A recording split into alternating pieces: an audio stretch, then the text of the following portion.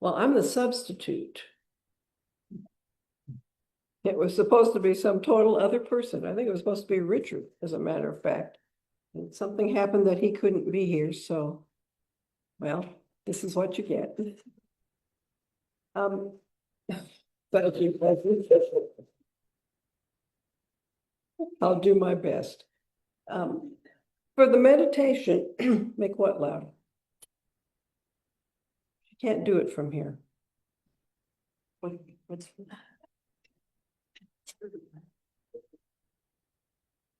well, the meditation isn't supposed to be loud, so we'll start with that volume. This is a piece from Judy Chicago that I just love, mostly because I wouldn't have expected her to be writing things because she's a visual artist. But it's just, I've used it before, but it just seemed perfect for today as well. So I will read this and then we'll take a few moments to be together in silence. And then all that has divided us will merge. And then compassion will be wedded to power. And then softness will come to a world that is harsh and unkind. And then both men and women will be gentle.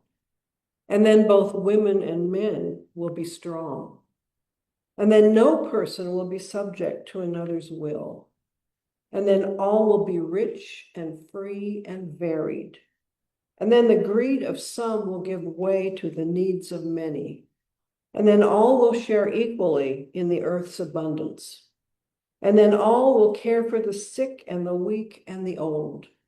And then all will nourish the young. And then all will cherish life's creatures. And then all will live in harmony with each other and the earth. And then everywhere will be called Eden once again. So let's take a few moments to just be in silence.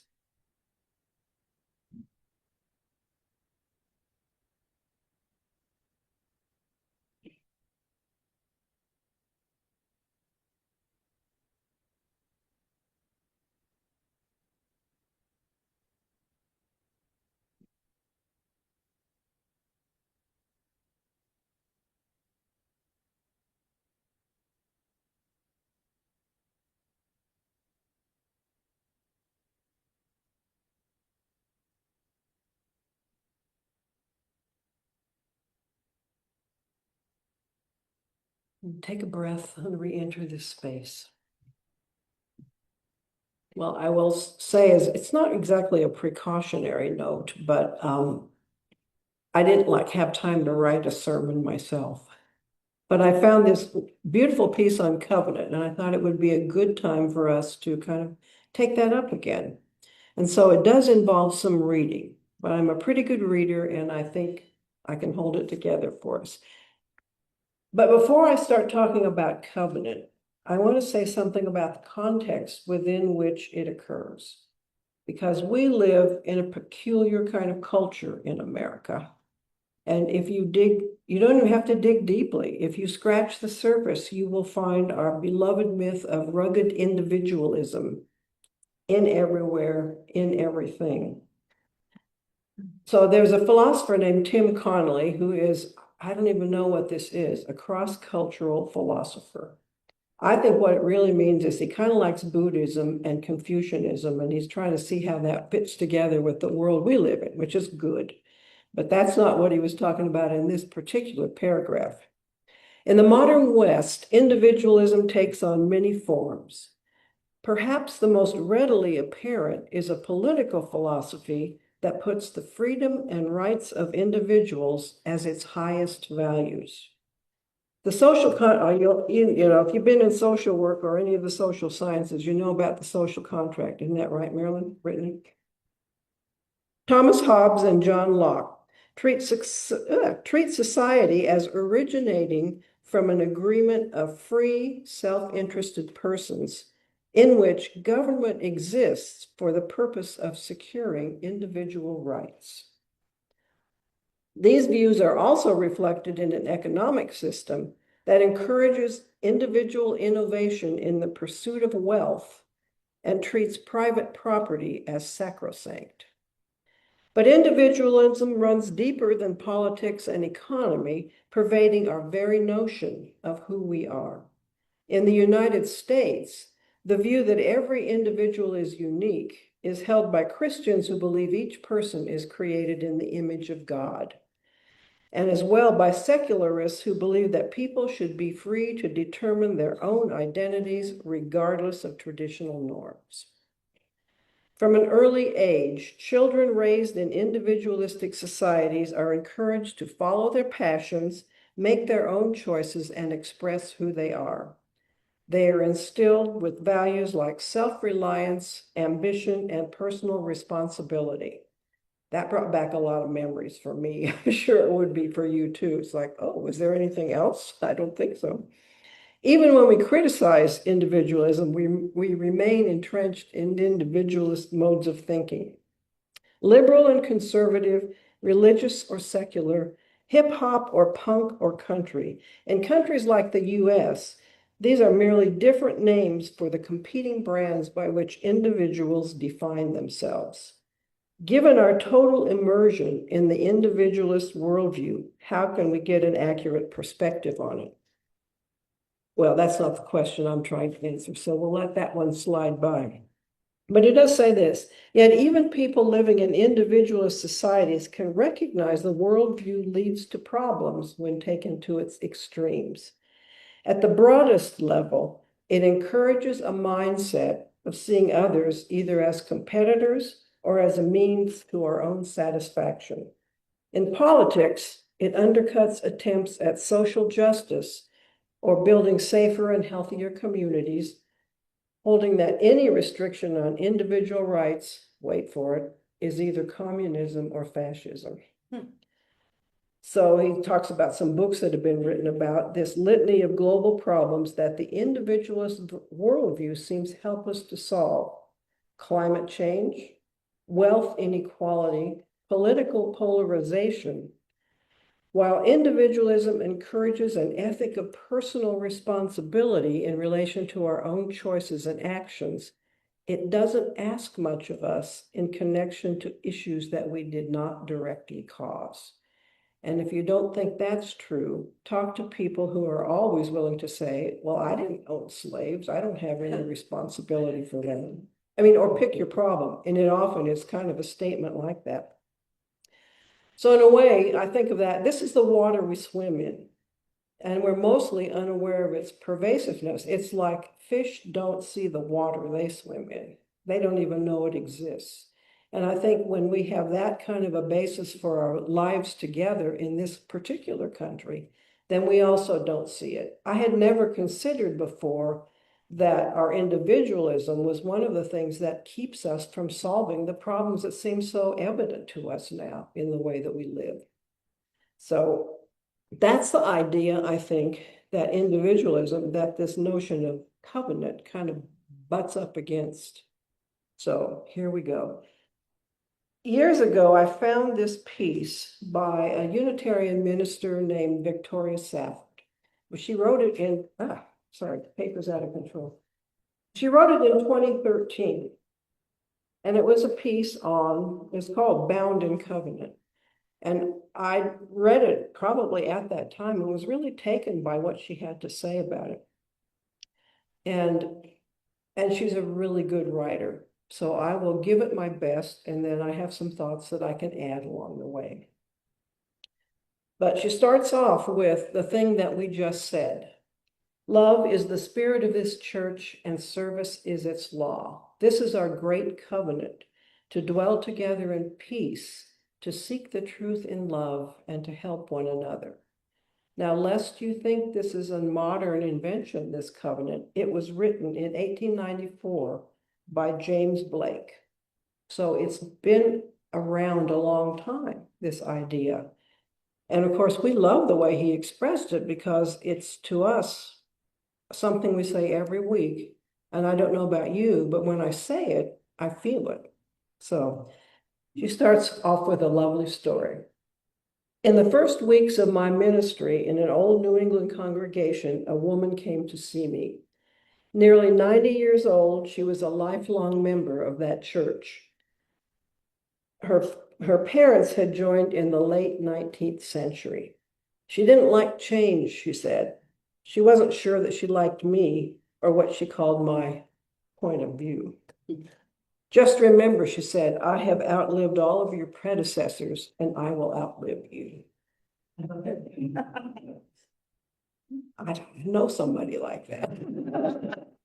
This woman was a dedicated political conservative in what had become a progressive community. She was a liberal Christian in a congregation that had known gracious eras of theological diversity and also some fits of intolerance. She'd worked for the U.S. State Department through 3 wars and for the American Unitarian Association through that merger with the Universalist Church of America. In this church of her childhood, which she'd never left, the most votes at most annual meetings had not gone her way for the past 40 years. She was no stranger to discord. In the end, she did outlive me. She died shortly after I accepted a new call in another state, and I was saddened by the news. Over 10 years, we cultivated a fierce, respectful love for one another, and what I loved in her most was her commitment to that church. No matter what, her fidelity to it, the ferocity with which she paid her pledge every year, no matter how wayward the budget or insufferable, in her terms, the sermons. She kept her covenant with that people, with their proud history and the bright promise of their future, and with the free faith tradition they embodied. I was a young minister then, and her way of being in relation, her integrity, taught me more about Unitarian Universalism than anything I had learned in seminary. I think of her often on Sundays when we welcome our people each week, saying, this is a congregation bound not by creed, but by covenant. We are bound by covenant, each to each and each to all, by what theologian Rebecca Parker calls freely chosen and life-sustaining interdependence. The central question for us is not what do we believe, but more what do we believe in? And when I read that the first time, I thought, you know, we struggle so much sometimes trying to tell people what Unitarian Universalism is and what we believe. And I think what she's saying is that is the wrong question.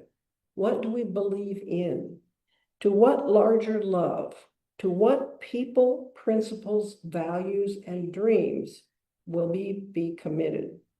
To whom, to what are we accountable?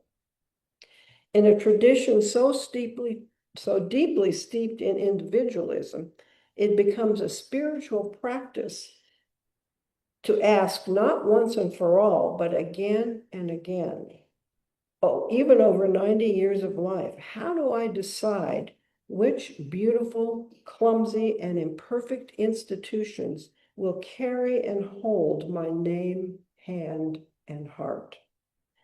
The life of the Spirit is solitary, but our answers to these questions call us to speak, call us to live in the plural.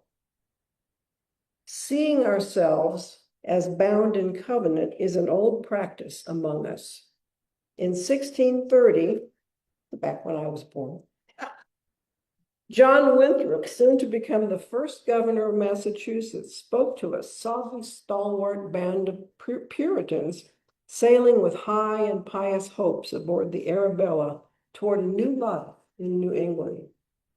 So he says, now the only way to avoid shipwreck and to provide for our posterity is to follow the counsel of Micah, to do justly, to love mercy, to walk humbly with our God.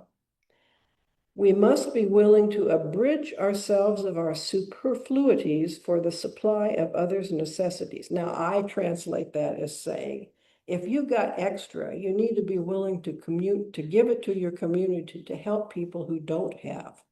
Now, I suppose today we'd call that communism, but back then they just called it common sense because they understood that if they didn't do that, they would die.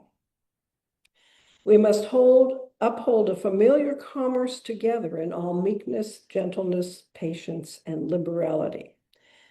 That's an interesting word for a Puritan to use. Perhaps they didn't mean it the same way we do. We must delight in each other, make others' conditions our own, rejoice together, mourn together, labor and suffer together, always having before our eyes our commission and community in work, our community as members of the same body. So shall we keep the unity of the Spirit in the bond of peace.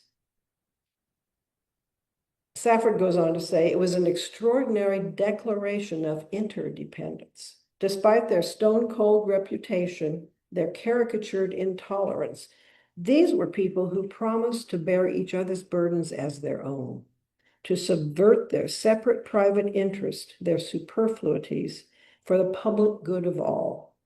Humbly, gently, patiently, they would serve a vision larger than any single eye could see. They would hold a larger hope. John Winthrop, those who heard John Winthrop speak would surely have grasped the metaphor of danger. They would have been afraid not only of foundering literally on the rocky coast of New England, but of failing in their errand to establish this commonwealth. I mean, if you think about what they came from, that would be, I'm just going to say, a very sensible fear to have. The only way to avoid shipwreck, spiritual or otherwise, was to keep the unity of the Spirit in the bond of peace, to make and keep a sacred covenant to each other. The organizing statements of the early Universalist and Unitarian congregations in New England echoed this Puritan ideal. The theology changed. This is a part I love. Unitarian beliefs about the nature of God, Universalist beliefs about the nature of human beings. Okay, I have to stop there. When we first came to this church, I don't even know how many years ago it was now, we dared to go downstairs to coffee as total strangers. And Donna and David Wing kind of attached themselves to us to, kind of welcome us. And so one of the questions we asked, because we saw this Unitarian Universalist thing, what is the difference between a Unitarian and a Universalist? And Donna Wing said, Unitarians believe that God is too good to damn us, and Universalists believe that we are too good to be damned. So you might want to hang on to that because it's a really good way to explain it. And I kind of was hooked at that. I think, that's so anyway, this whole thing about Unitarian beliefs about the nature of God and Universalist beliefs about the nature of human beings. But the essential premises of covenanted community, the foundation of their polity, did not. And that, I would maintain, is the reason that these two religious faiths were able to successfully come together.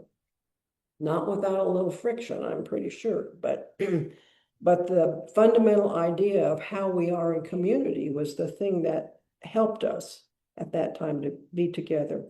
What the Lord required and what the people needed from each other was willingness to meet their struggles in the plural voice. The church of which my 90-year-old friend was a member broke from the town's congregational church in 1825.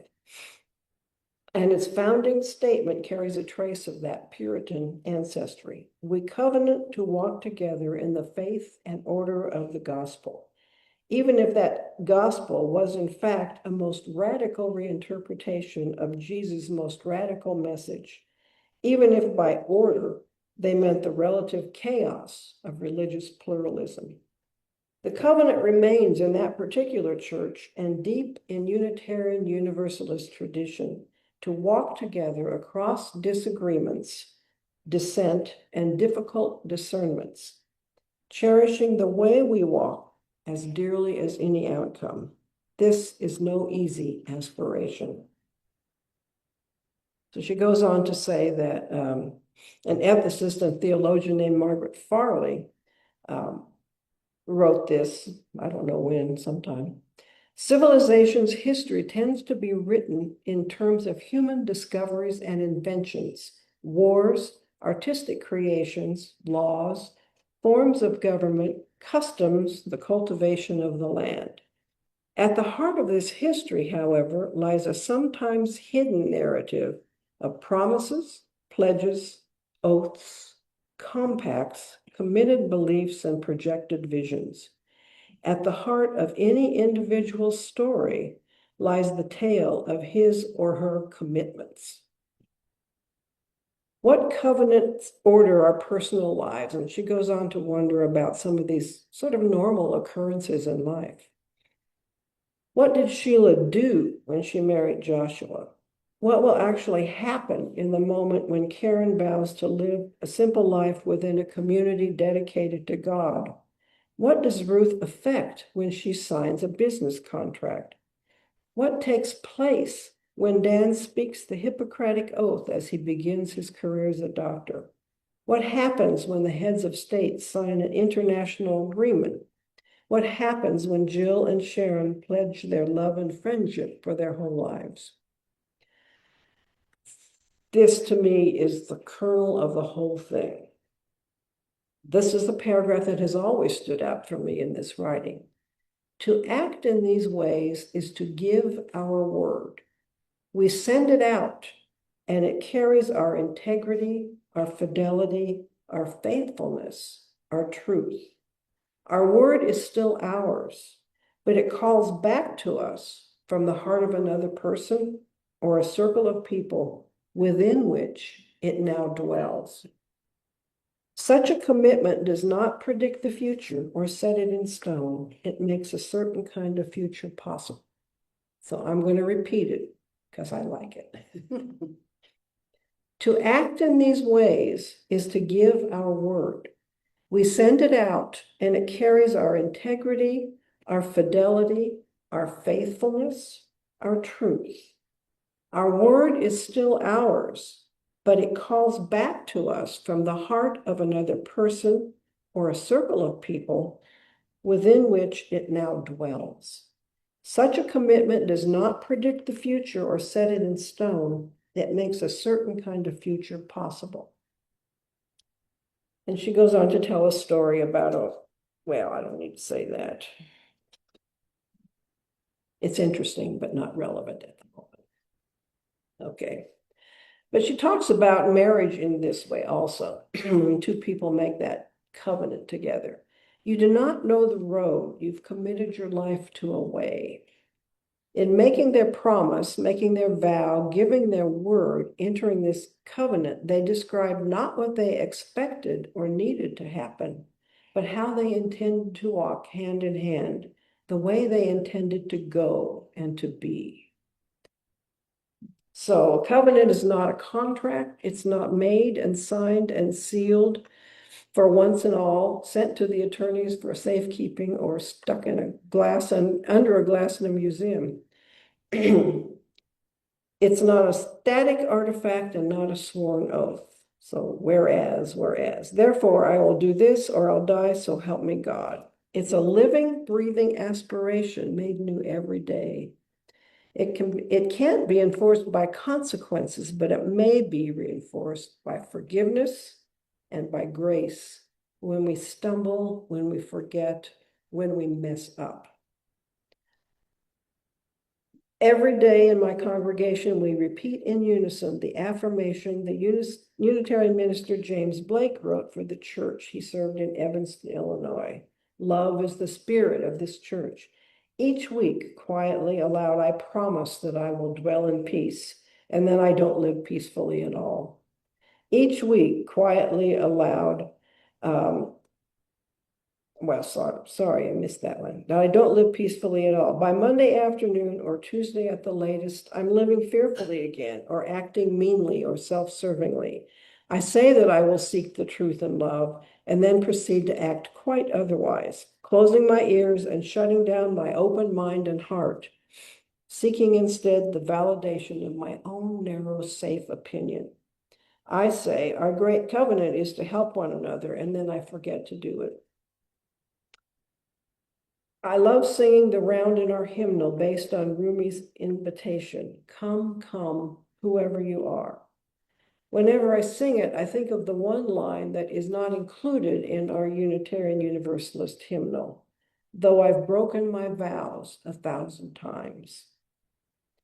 Yet because I am held in and hold to a covenant with the people in my church and with others I love, with convictions I cherish and principles I mean to practice, I turn to a different page in the same hymnal. I sing the line, we forgive ourselves and each other. We begin again in love.